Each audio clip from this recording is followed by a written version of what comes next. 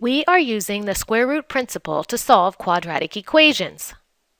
Let's take a look at this example. Solve the quadratic equation y minus 7 quantity squared plus 36 equals 0.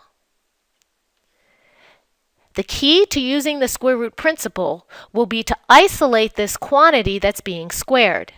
In other words, we need to move everything else to the right side. We'll do this by subtracting 36 from both the left and the right sides to start.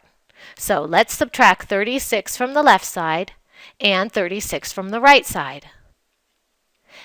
This gives us y minus 7 quantity squared equals negative 36.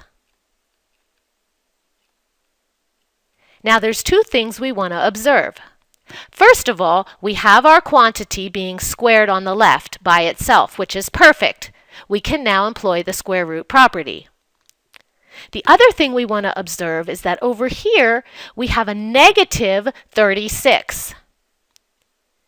Now, it's impossible to put any real number inside of this quantity, subtract 7, and square it, and then wind up with a negative number in the real world.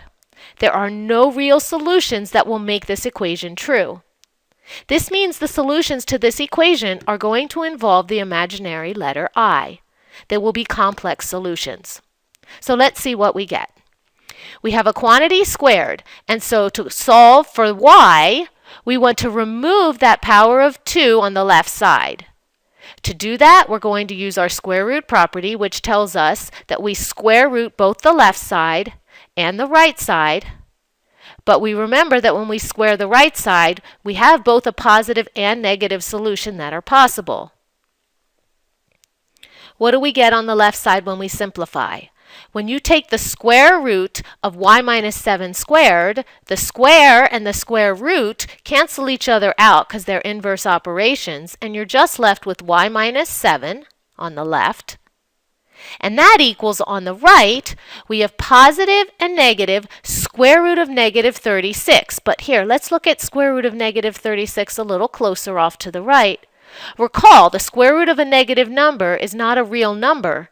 In fact, we think of square root of negative 36 as the square root of negative 1 times 36. And recall, the square root of negative 1 is I. Square root of 36 is 6. And so square root of negative 36, recall, is just 6i. So we simplify the right side to be plus or minus 6i. We continue because we're solving this equation, meaning we want to get the variable by itself, the y value. So we need to move the 7.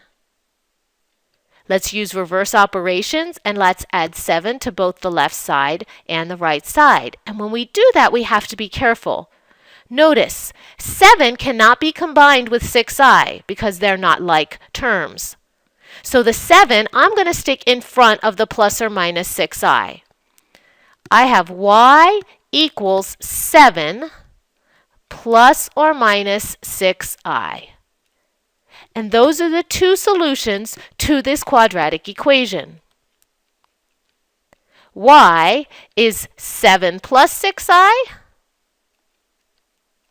or y is the complex solution 7 minus 6i.